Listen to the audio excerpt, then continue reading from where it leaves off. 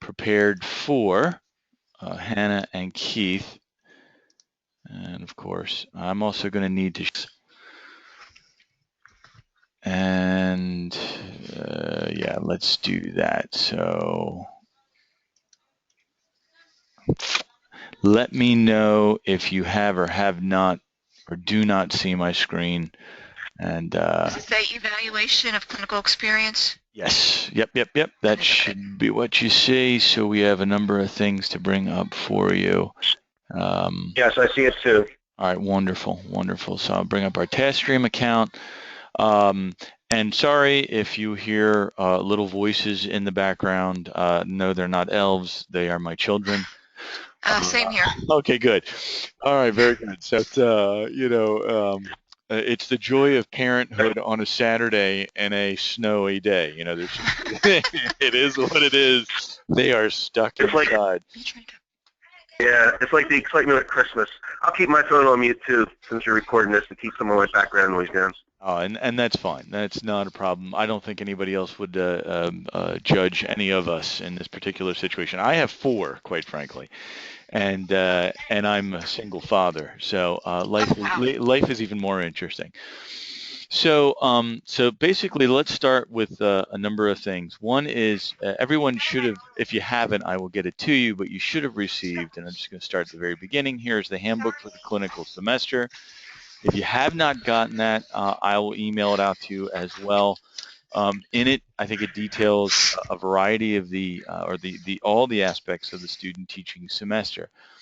But I think for us, what we can do, because either A, you are the teacher of record, and I think Susan, you are in that capacity, the teacher of record. Is that correct? That's what I thought so. That is correct. And Eric, you're in that similar situation, but are you in like a co-teaching environment? Yeah, well, I'm currently a paraprofessional, so right. I'm just working in my same class with my teacher.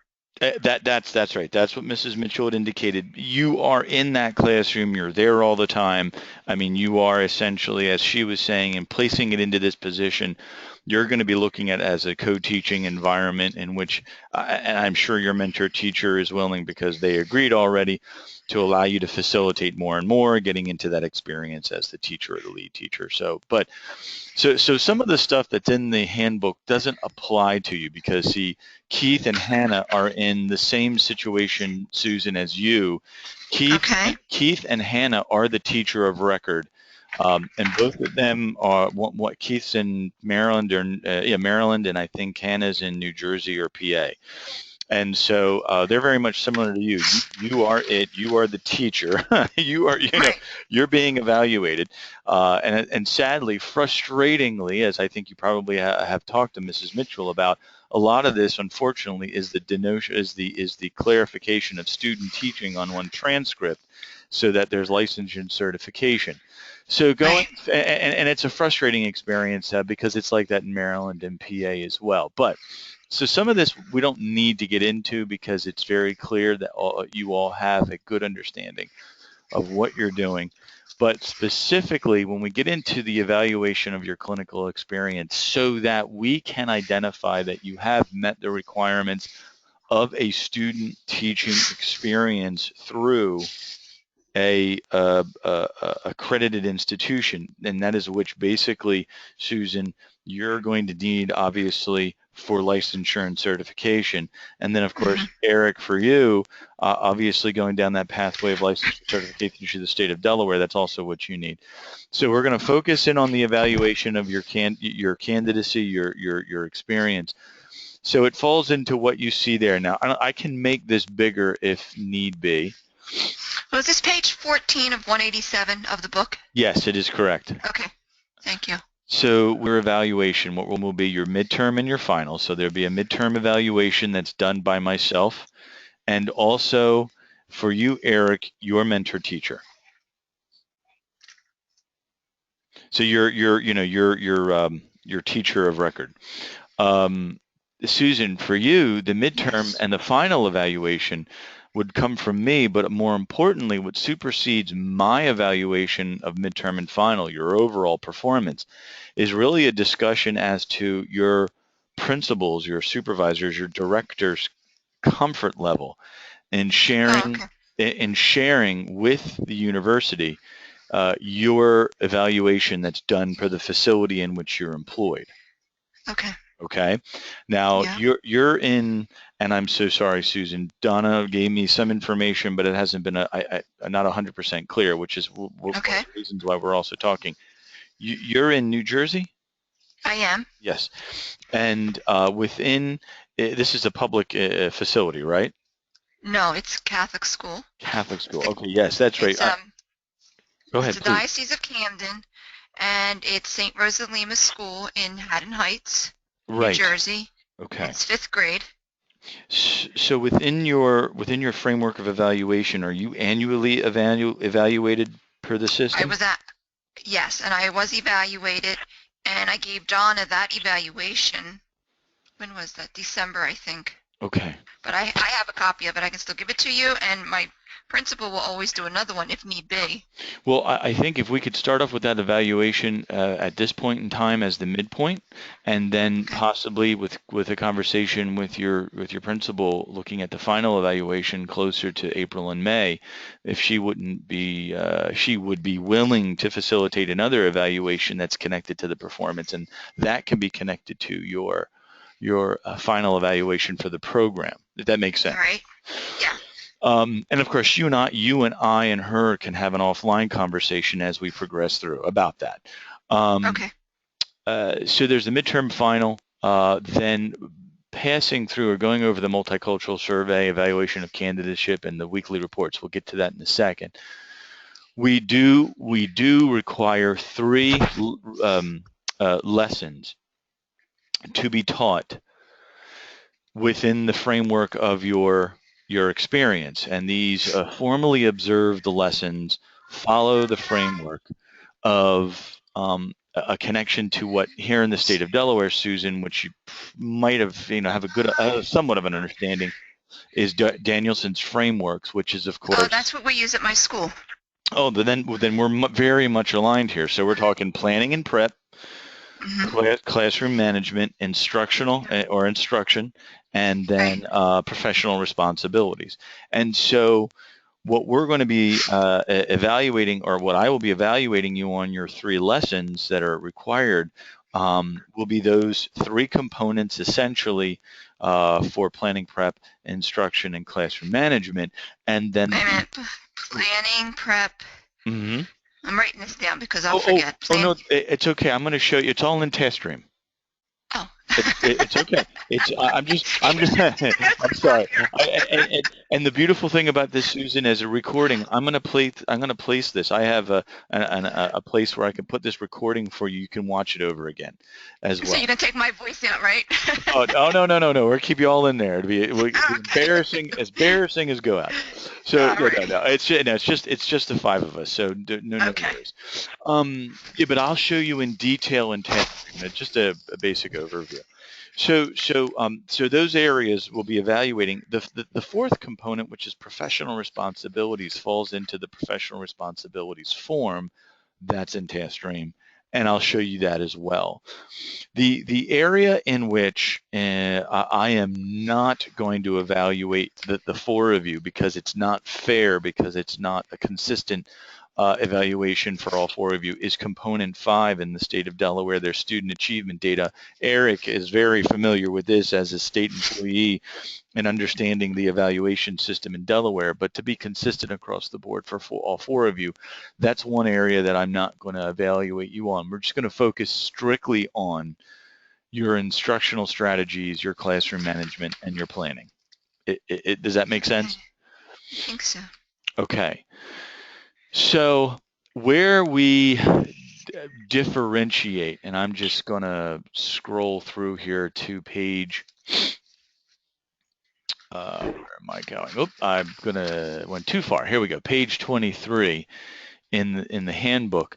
And this is teaching a kernel going to be taken. And so when we look at a a schedule of events, or week 1, week 5, week 12, week 15, which if we go, and I can show you through the book here as I scroll down a little bit more, for example, as we get into like this week by week. Through this, and I'm like, yeah. Look at this and go, I know that's what my mentor teacher does. I know that's what my classroom teacher does. And I see that I'm going to have to take more on as the responsible for the experience, and I conversations, and we can talk about what it is that you're doing daily, how you meet these already specific aspects of the. It's more so a she invited me to help her write to observe the next IEP, and then one later in the school year I will run. We just did an exercise where we had to update the student binders and the classroom binder and put all our policies and procedures together. So I'm looking at these, the responsibilities, and she's already got me heavily involved with many of them. So I'm very fortunate there. And that's excellent, and that's exactly what we want to hear, because again, knowing that your experience is different than everybody else's. The typical candidate right now, and I'm supervising 3 additional candidates in the typical realm. They're all elementary education candidates, and they're all in elementary schools.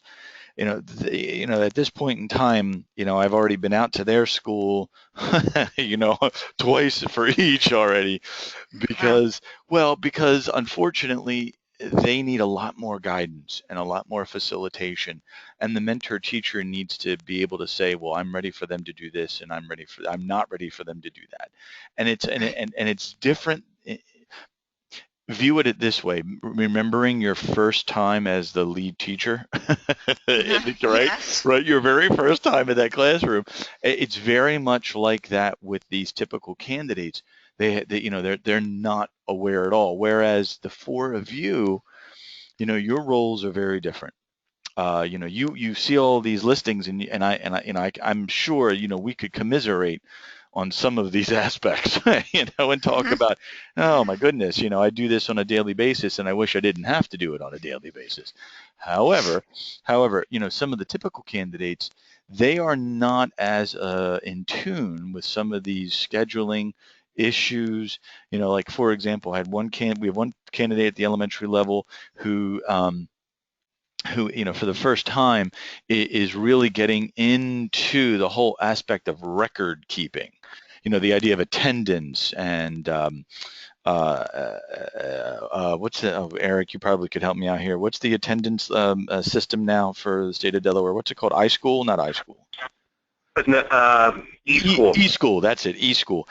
And really getting the candidate aligned to that with the mentor teacher, which is good that they're getting that, because it's good to see that. But at the same token, they've never done anything like that before.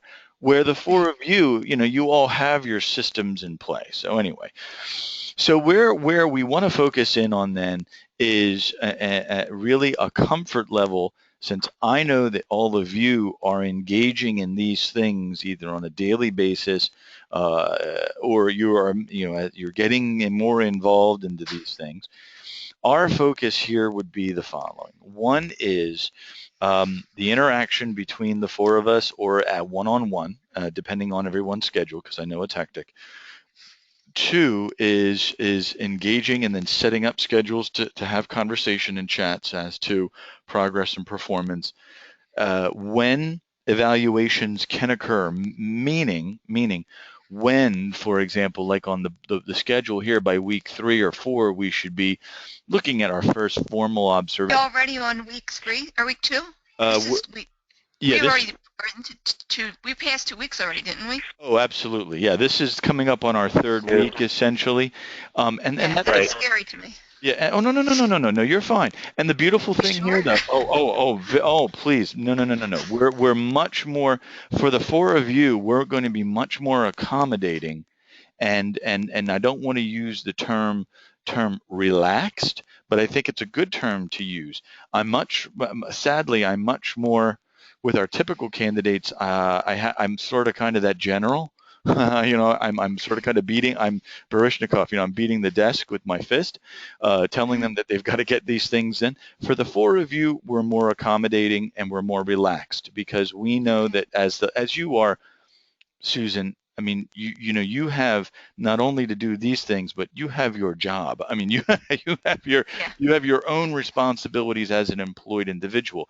We don't. I Well, think that's why I was so nervous for the last 2 weeks. I keep logging in and waiting to see a syllabus, waiting to see my assignments, and I haven't seen anything. And I'm like, okay, that's 1 week down with nothing, 2 weeks down with nothing, and I have been panicking. no, But don't I didn't panic. put it in words. Don't panic. Don't panic. You're Okay. the four of you are going to see that what we're doing here is going to align what you're already doing into Okay. your student teaching experience. I'm not going to ask you to do anything more than you're already doing because we know that you're employed. We know that the employment in which you are in actively aligns with the expectations. And maybe this is a good example. Let me switch over to TaskStream. Okay. And I'm going to just jump into, and I'm going to make this bigger because it's a little harder to see when it's this small. So let's jump over here. And let me go into the Masters of Special Education program in which you all are enrolled. Oops, I clicked on the wrong thing. Sorry. I'm in the wrong view. That's better. Okay, so, and all of you obviously have access to this. You see this. Yes. I'm just jumping down to student teaching. I'm going to ask you to do the following. I'm going to formally observe the lessons, and we'll get into detail as to what that means in a second. There'll be a midterm eval, a final evaluation, and in terms of your evaluation of performance, I'm not going to ask you to do any more than that. Okay. Okay, because Yeah. it naturally aligns to what you're currently doing already. Okay. For example, the typical candidate not only has to do this, but they have a litany of other requirements that are connected to performance and progress, which you really don't need to have because you're already embedded in the systems, if that makes sense. Right. There's no need for you to prove to me that you can take attendance. There's no need for you to share with me your ability to communicate with parents and families. You do that effectively as well. I'm assuming, I'm under the assumption that you're employed. You can Right. do that Yes. already. So do you see what I'm saying? We don't Yes. want to punish you. All right. Okay. We want to make this somewhat pleasant. So so the idea here is then within the structure of these lessons, midterm and final, to be and more accommodating in nature, what we'll do is utilizing TaskStream and the directions and the evaluations that are connected to the process. We'll Okay. still use evaluation rubrics that are aligned to DPAS and aligned to Danielson. So we're not going to move away from that. But what we'll be able to do, though, is allow you to teach the lessons that you're normally teaching, but then you can pick from me the ones that you feel are the best, the ones that you want to be evaluated on. Mm-hmm. Usually the other way around is how the typical frameworks, which is I identify, I would like to see this, this, and this. Meaning if I'm at an elementary level, I would like to see one lesson at math, one lesson at science, Mm-hmm. one lesson, Right. whatever. If I'm supervising a secondary level, it's like, okay, I'd like to see 3 math lessons, but I would like for you to instruct those 3 math lessons at various diverse learners within your grouping. So but in this arena with the 4 of you, I don't need to see that. I'm allowing you to identify the lessons in which you would like me to evaluate. And that provides you a little bit more flexibility, I think, a little less stress. Where this will differ is how you do that. Okay. What I'm recommending is that because we're all in, because Derek, you're the only one really in who's closest. You're in Smyrna School District. well, you're located at the district level. The rest of you are different parts of the state and or in New Jersey, PA. And so anyway, what I'm recommending is that we allow you, and Mrs. Mitchell and I conversed and talked about this, and we agreed that we allow you to video record, using whatever device that you feel comfortable using, the lessons that you're teaching. So as you go along, you could be recording these lessons, and then you may choose the 3 that you feel are best connected to your performance as a candidate and as an instructor, a teacher, and then use those connected to these 3 requirements. Okay. And of course, I will go into detail as how to do this and in what manner it's done, and I will guide you through that whole process. But for today's conversation, I just want to lay the framework as to saying, yes, you'll have 3 formally observed lessons, but I'm giving you that flexibility to choose which 3 lessons, so that you're not sitting there having to worry about, okay, I have to create a lesson for Mr. Wells, I have to plan it out, I have to show I'm planning it, I don't need to see all that. We know that you're at a level in which you've reached that capacity. What I am... I have a question. Yeah, sure. Am I using the lesson rubric in TaskStream? Yes. I mean, I'm still, unfortunately. Not the lesson rubric, the lesson planning, Yes, the lesson planning. Yes, up here, the lesson units, this one. Yes. Oops. Yes. Let me get out of that. Yeah, the lesson builder. For example, and this is, Eric, this applies to you as well. And of course, Susan, obviously, as you do this every day, if you already know that there are lessons in which Eric, your teacher, has planned and would like for you to teach, utilize his or her plans, take that and just connect it to the lesson plan builder in TaskStream. Susan, I know that you already have stuff planned out, obviously weeks in advance. Use what you feel you would like for me to see as your video recorded observation, build it in Lesson Plan Builder, or copy and paste it into Lesson Plan Builder, and then submit it as such. And here's where this affords you also the flexibility, knowing that you're all employed. I'm not going to ask you to submit those plans for immediate approval. That's not my place. Susan, you're an employee individual. I could see your principal doing that. All right, but I'm not going to ask you to do that. What I will ask you is to still use Lesson Plan Builder. Please upload it, and then you complete the pre-observation form. And during that process, obviously, I'll know that that's going to be the lesson that you're going to eventually be recording. And you're talking about the pre-observation form in TaskStream. That is correct. Yes. I think it's under 88 something or other. Yep. I'll lesson 1 or something. Let me go back into TaskStream and I'll show you. So you're correct. When you are under your course listing of 8802, and let's just choose the formal lesson observation 1. And then I'm just going to open all this up to show you. So here you'll see the form clinical pre-observation. The form opens up, and this is the pre-observation aspect. You would finish all of that for review. So once that review is done, you'll complete the second portion of the form, which is the post-observation form, after you've taught it and you've recorded it. And okay. And it might. Yeah, I don't see it either, but I remember these from the previous practicums. Oh, thank you.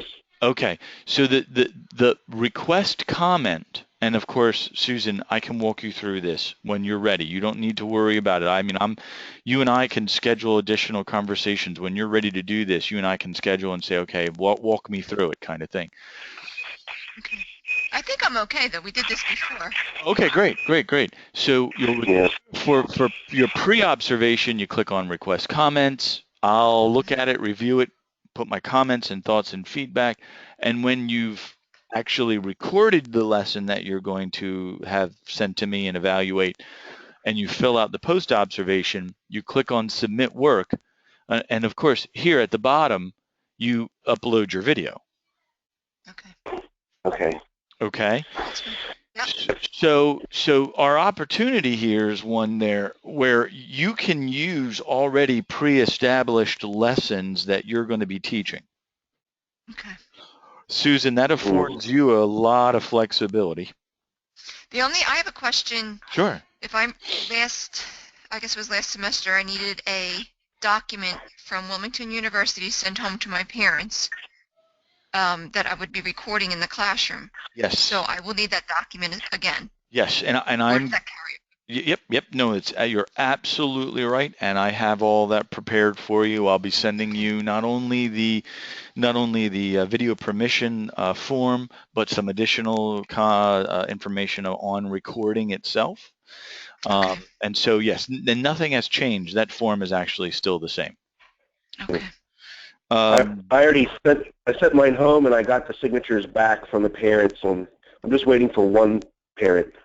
Wonderful, wonderful. Then that's exactly what we'll be doing. Is once you get all those together, Eric, and you can either do one of two things. You can, get them to me, and we can digitize them, making them into PDFs, or if you can scan them at work, and send them, email them to me, either or, whatever works.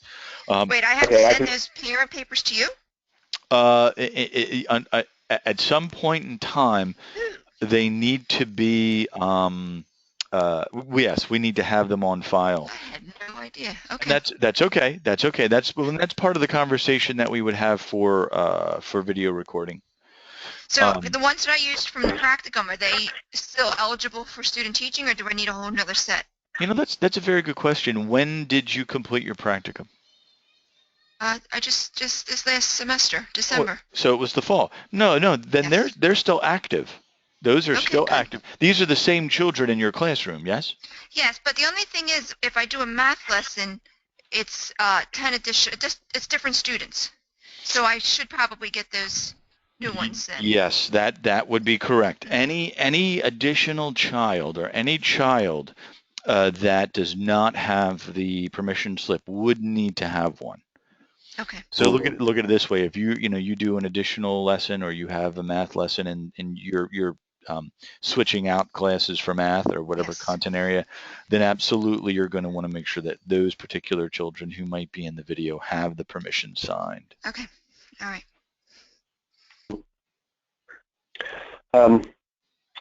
I have a question in regards to the lessons that we can deliver. Yes. Since I have transitional age students,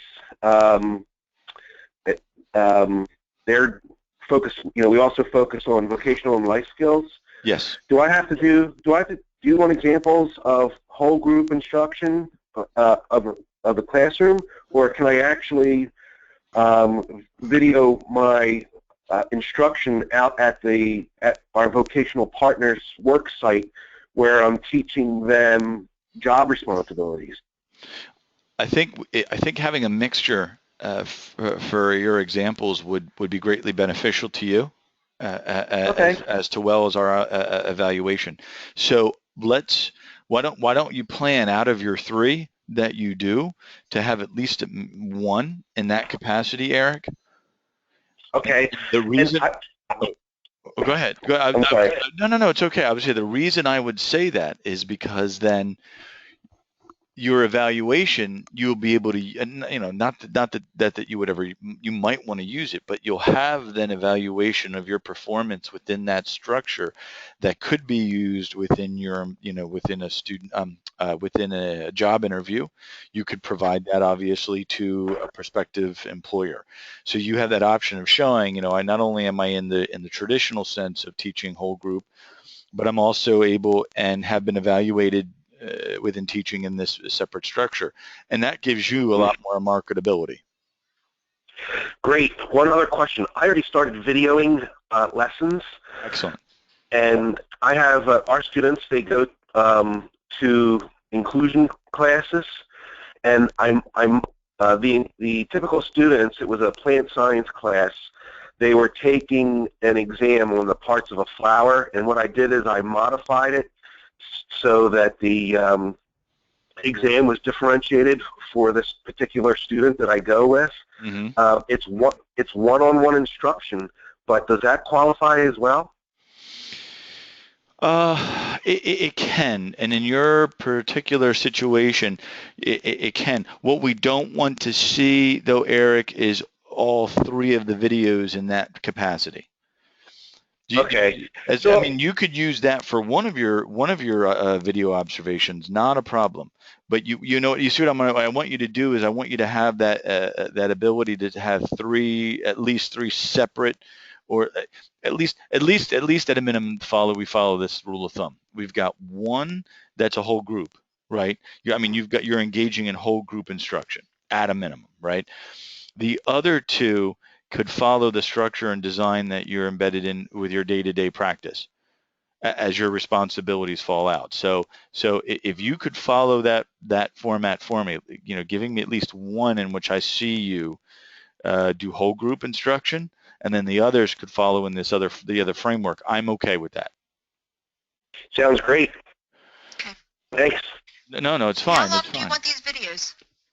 All right, so that's a very good conversation. I think depending on what the lesson is, what it is that we want to see, right? So let's talk about what it is that I want to see when I'm watching the videos. I would like to see, obviously, instruction. Those aspects of, if we're talking about a standard typical lesson, so from introductions, whether it be at your level, Susan, for the elementary level, you know, that introduction, the hook, whatever you want to call it, getting and moving into directions, explicit directions, moving into then, if it's, you know, breaking off to small group, are you doing partner work, you know, whatever instructional strategy you're using, right, to teach. Definitely want to see that.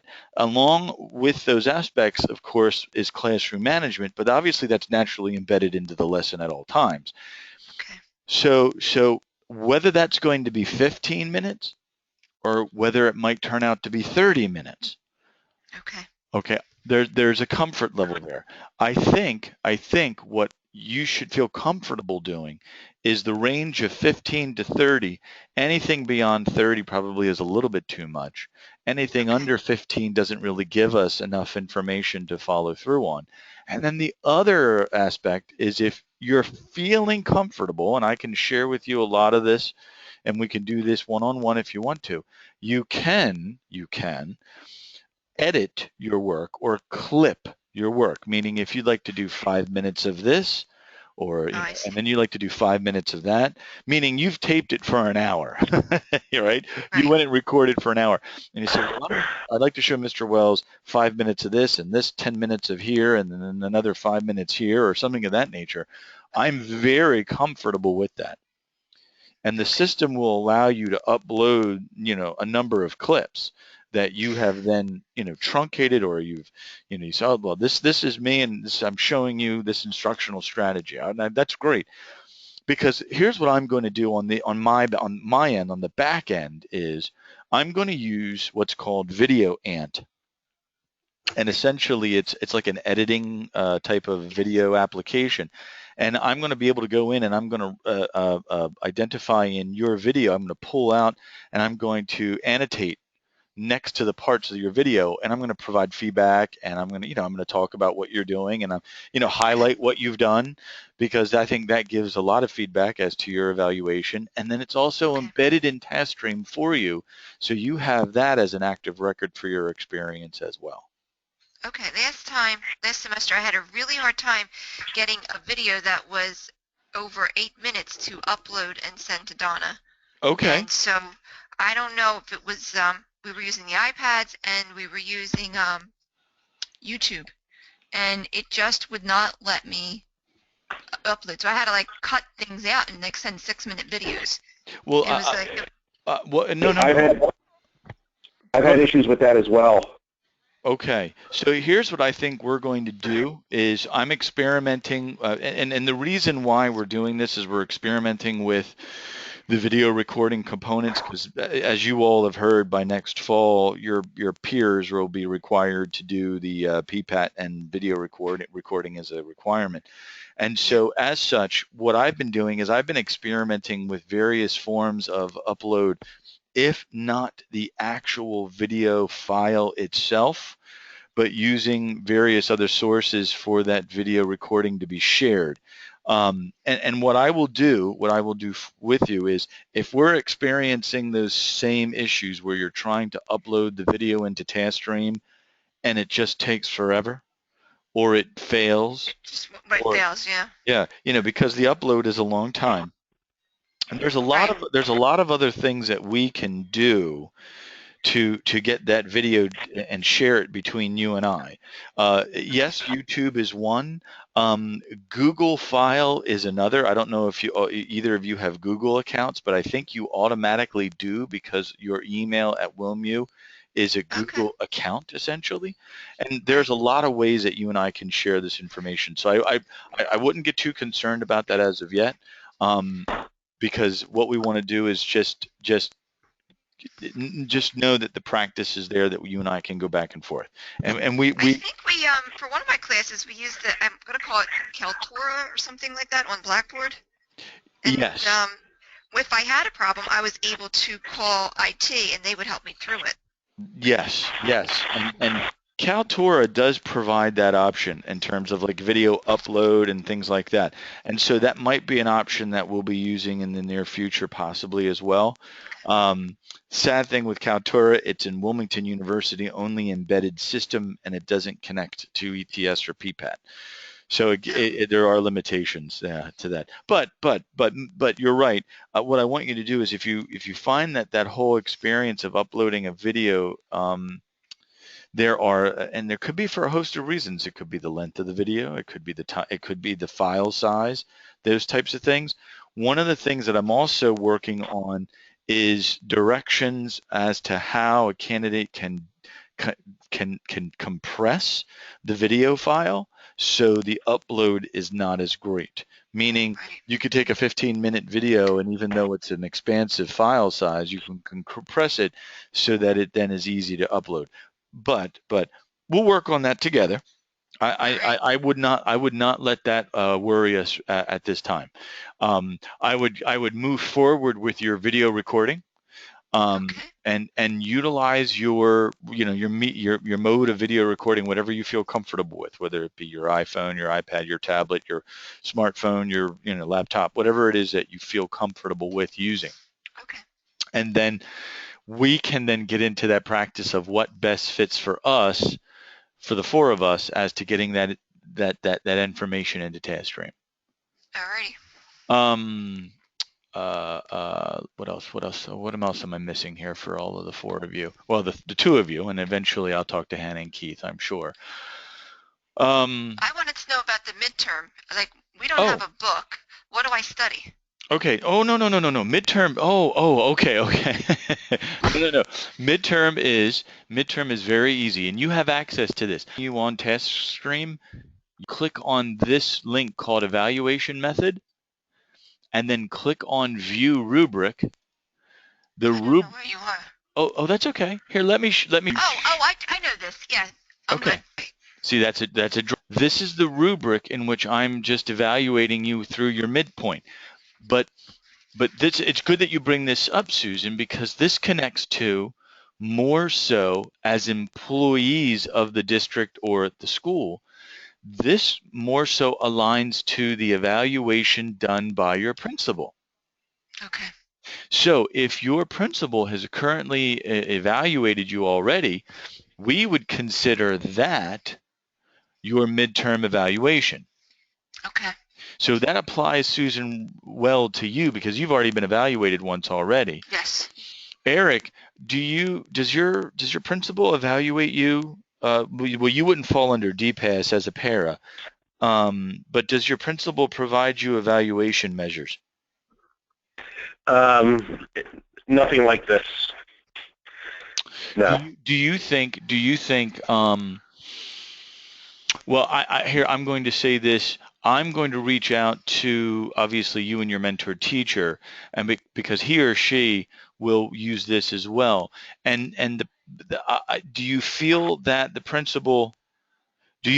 your principal would be willing to engage in evaluation of this nature for midterm for you? I'm not quite sure. However, I know my mentor teacher, she's really been working with me. She would do this, I'm sure. All right, That's a possibility. And I know I said, and now Eric, you and I, and with talking to Donna, there are obviously,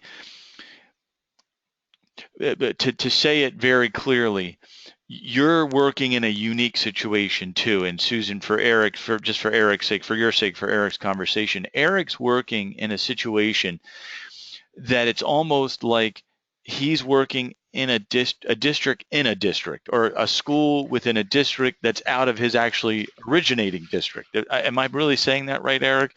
Because you're actually employed by the Caesar Rodney School District. That's correct, but you work at Smyrna High School in the school district. In a John S. Charlton classroom, which is physically located at Smyrna High School. So very unique situation. Extremely. So Susan, your peer here is actually employed by a district in Kent County called Caesar Rodney School District, but his classroom and students are actually in another district called Smyrna School District. Is it something like they pull students from all different areas and that's like the location they go to? No, these are all Smyrna residents that were being bused to another school district, and for the simple fact that the Smyrna School District did not have the capability, Oh, I get it. to have these students, right? Right. So now instead of taking the students to the school, we've brought the school to the students. Wow. Okay, I get it.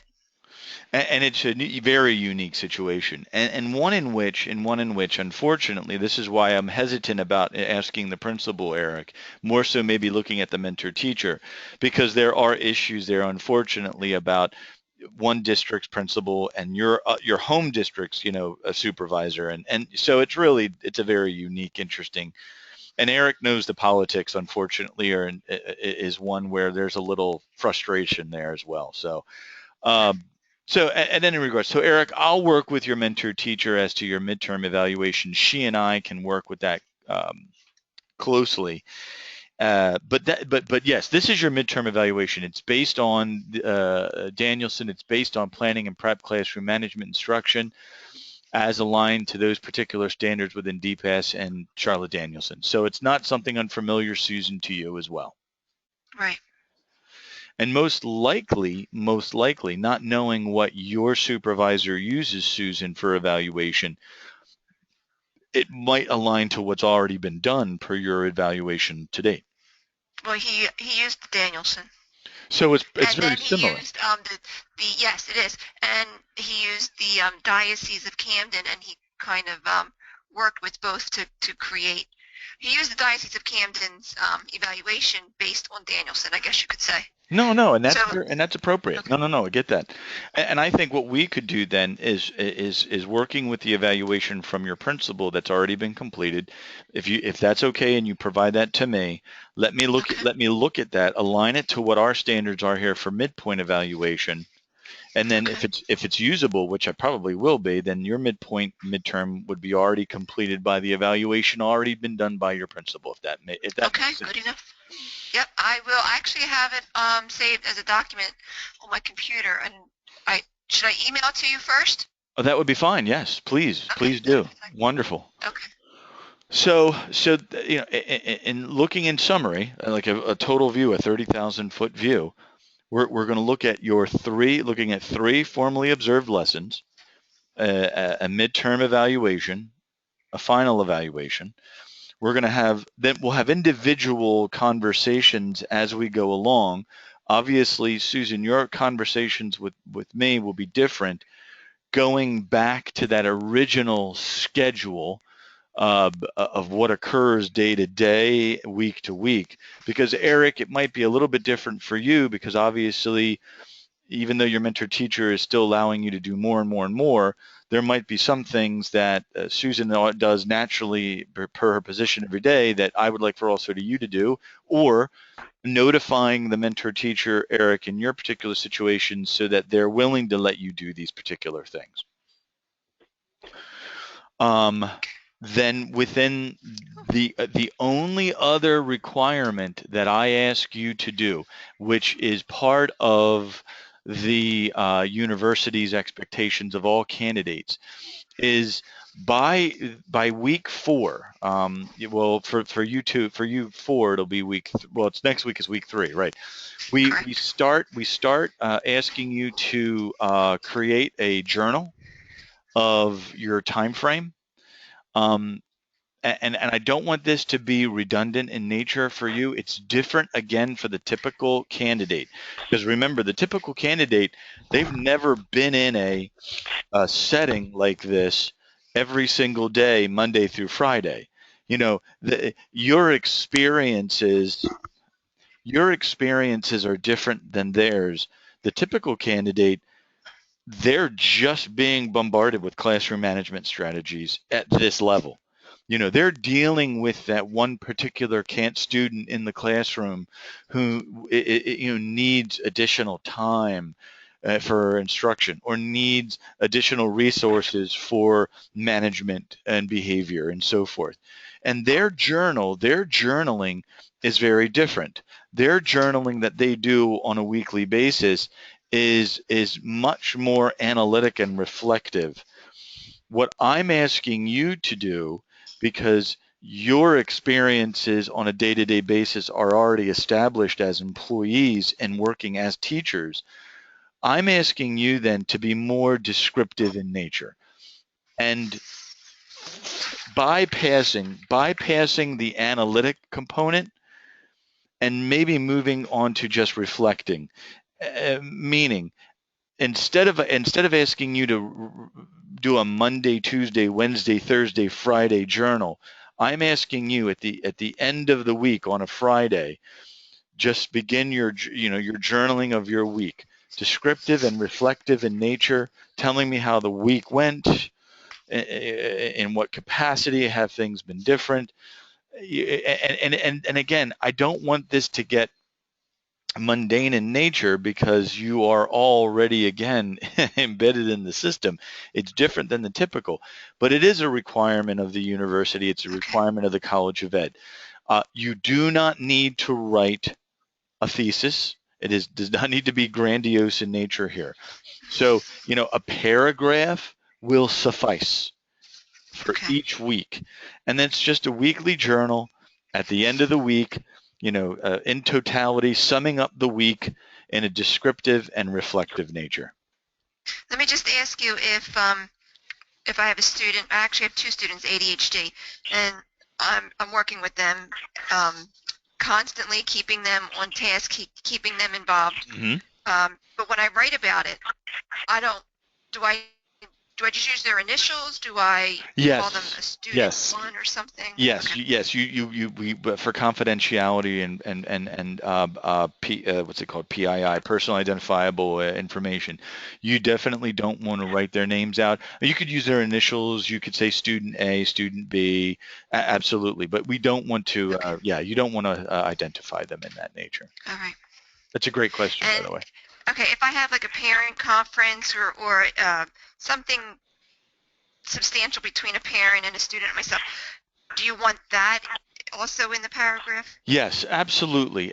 You know, those things that occur during the week, you know, maybe a PLC meeting that occurred, you know, Eric, you're more aligned to that than I don't know, Susan, if you have those, but staff meetings, you know, Right. team level meetings, something of that nature. And it doesn't have to go into great detail here. Just, you know, we had this team meeting, maybe the concepts that were discussed. You know, Okay. what might also align here on your end, Susan, is maybe some of the things that are occurring within the infrastructure of the dioceses. You know, are there Okay. any kind of structural changes that are going on that might impact who Okay. you are as an educator? Are they doing any kind of curriculum changes? You know, those types of things. Right. Right. They are. They're working on all of that. Okay. Yeah, and Eric could be the same way. If they're doing that within your structure, within your setting, those things apply, and should be noted. What I don't want you to have to do here is to go. You don't need to go overboard. It's Mhm. not necessary to write 3 or 4 pages for just one week. You know, sum it up, be descriptive, be concise, and then reflective in nature, and you do that per each week. Okay. That sounds great. All right. All right. So what I'm going to do then is I'm going to send out to you this afternoon. I'm going to send out to you the video permission form just in All case. right. Just in case. I'm going to share with you again what we talked about today in summary. Then I'm going to, in that email, establish a timeline of communication for the two of you, meaning, you know, Eric, when is it good for you and I to meet and talk in this capacity? You know, is it best on a Monday? Is it best on a Thursday? You know, can we, you know, and I typically like to keep in contact week by week by week. Typically I don't like to go this long without talking. And to Susan, to your point, the reason why you're panicking is the reason why I don't like to do that. But and in all transparency, as Eric knows, originally I had additional candidates that we were going to meet with, and then those two candidates I had to give to other people because our other peers, and this is not negative in nature, but Keith and Hannah were, you know, they came into us a little bit later in the team here with Donna identifying their need for supervision. So knowing that I was getting some additional individuals, I just waited for everybody to be on the same page and registered and everything so that we could connect. But Okay. from this point on, what I'd like to do is at least once a week have a conversation like this, you know, Okay. either on the phone using GoToMeeting, something of that nature, whether it's individual or as a group. And I always like to come back to the group though as well, because I think it provides us a lot of opportunity to share a lot of information and Oh talk. yeah. So what I'll do is I'll set up a timeline of conversations, and that's usually what I like to call it.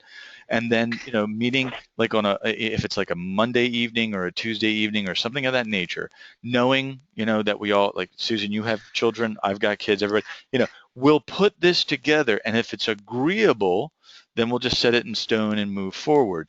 If there are timelines that you can't meet because, you know, things come up, you just let me know, and we'll have a Right. side conversation, you know, Okay. but definitely I like to talk once a week at a minimum. Talk, you know, actually like this once a week. Okay. Now you'll be in email communication with me constantly, so Okay. we'll go back and forth in terms of you know, upload, submission, evaluation, conversations. Oh, in addition to that, if you would like to use, and I'll send it to you today as well, is the tutorial for uploading into VideoAnt, which I know that you guys use with Donna maybe, and in terms of feedback. So if you have additional videos that you would like for me to review, evaluate, and provide feedback beyond the 3 that are required, please share them with me through VideoAnt, and I can Okay. annotate them and we can go through it that way, because That's great. I think it does 2 things. One, it gives you a lot of feedback, and quite frankly, it hones my skills as well, because I love to see what's going on. So I'll share that with you today in the directions, and you Okay. let me know what your comfort is, and we'll go from there. Okay. That sounds good. Okay. Do we have I'm to great. document our 100? I think it's like 90 days or something like that. Yeah, you have 80 days. All four of you have 80 days. Here's the thing. Here's the thing. You're all working day to day to day. I mean, I'm assuming, Susan, that if I came over to the school, you would be there. You could catch me anytime there. I know. And this is the comical part of it. I mean, I chuckle when you say that. No, I don't need you. I won't need the four of you to keep a log. You're actively working. What I will do is I will send a letter at the end of your time, or the end of the semester to your principal and your supervisor or mentor teacher, Eric in your instance, and say, this candidate, been working, every single day, those types of things. I mean, for the four of you, I'm not going to treat the four of you. It would be for me reprehensible to treat you like that, because I mean, for my goodness sake, you guys are working every single day. I don't think I need It's to. actually too hard to call out. It's Wait. way too hard to set up for somebody else. I don't like it. Well, it's true. Yeah. So please don't feel that we're sitting here and going, okay, are you absent today? No, I'm not gonna. That would never do that. Would never do that to you. So yeah, that's not necessary. It'll be just a simple letter in which the principal will just sign off on, or the supervisor, your mentor teacher will sign off on, and identify that you've met the number of days that you've been, working every single day. So not a problem, not an issue. Great. Okay, I included it as a math lesson as part of our morning meeting, that we put my student days, how many left, on the board, and then I have one of the students subtracting every day, so as a math lesson. Well, that's awesome. Well, there's your video, there's your recording, there's your video recording of the number of days. That's it. There you go. That works well. All right. Well, I appreciate the time. Do you have any additional questions? I don't. I just have right now. No, I'm good. I'm going to. We have a teacher in service day on Monday, and I'm going in to work with my mentor teacher and shadow her, and we already have a list of things to do. One of them was to go through the handbook. If this video will be able, if we can access this, I'd like to show her, the recording. Oh, absolutely. I'm going to go ahead, and as soon as we're done, I'll change the video into oh gosh, whatever file it is, I forget, WMV or whatever. And I'm going to place it. I have a YouTube channel. I'll be placing it in an additional area, and those two areas will be accessible by the four of you. So you'll absolutely have access to that. Okay. And one other question was, I have an approved personal day within the 80 days. It's been approved by my principal. You don't need to know about that, right? No, Eric, please. Okay. No, my goodness. Oh my goodness. No. Yeah, no. Please understand. That's why Donna and I decided to do this for the four of you, because we see this too often. We see paraeducators, we see individuals who are working in the system, and they get punished. Which I feel it's just a negative aspect of the entire, not just Wilmington U, but all education, is that we have individuals who are in the system, and they're working day in and day out, and we're not giving them, for lack of a better word, the credit that's deserved for that time frame. So that's where I think this is this way of doing things for the four of you really works well. So please, no, Eric, you don't have to. No, please don't feel like that way. I don't want you to feel that way. Okay. Great, thanks. Thank you so much. Oh, you're welcome. You're welcome. In that email that I'll send out to you, I'll also provide to you my home phone, my cell phone, as well. Don't hesitate to call, text, that type of stuff.